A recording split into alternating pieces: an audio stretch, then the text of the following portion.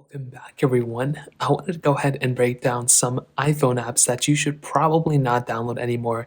And to be honest, they are probably some of the worst apps you can download, in my opinion.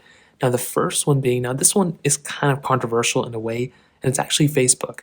So, Facebook is one of those applications that's used pretty much everywhere throughout the world. A lot of people love this application, but there are different ways to go about accessing it. So let alone everything like, the privacy reasons and everything not to use this, application anymore. But Meta as a whole is starting to lose a bunch of money with Facebook because of Apple's practices.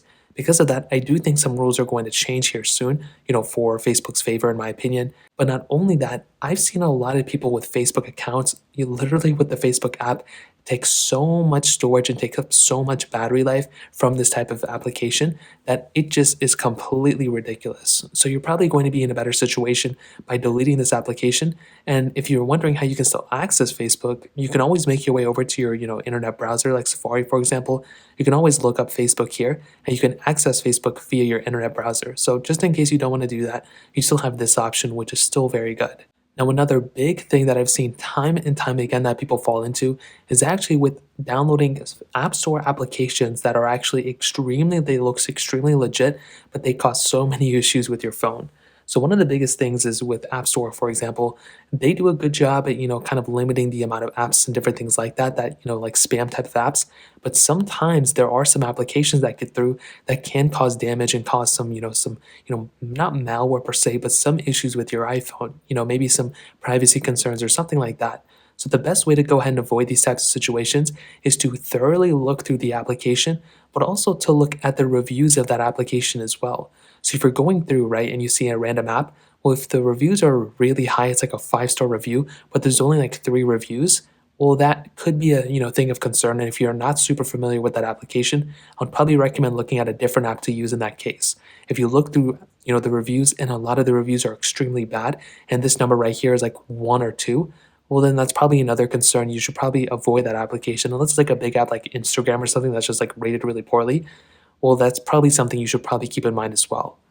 But also, if the reviews are super high, you may just want to check through some of the reviews and just double check that none of the reviews are, super fake or anything. There are a lot of services out there where they give like fake reviews and different things like that. So I'd recommend going through here and just kind of reading some of the reviews and making sure none of them seem fake or spammy or anything like that. If you see, someone's profile just talking about the same review, like it seems like it's copy and paste, well, then that's probably a sign of concern. I'd probably be a little bit more cautious of downloading that application as well.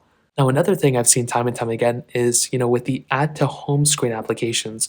So there are some apps out there that I've demonstrated before, like some emulators and stuff, that if you actually go ahead and add to, the home screen, well, it's almost like its own application. So if you click here, if you scroll down, you click add to home screen down here or whatever, you'll basically be able to add it to your home screen, and it's like its own application.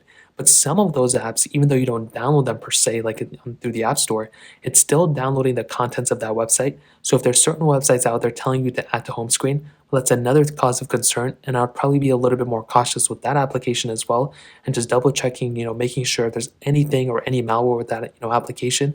I'd probably recommend avoiding that application as well. So those are a few different apps I would probably recommend avoiding to download on your iPhone. If you have any other questions or anything, let me know in the comment section below.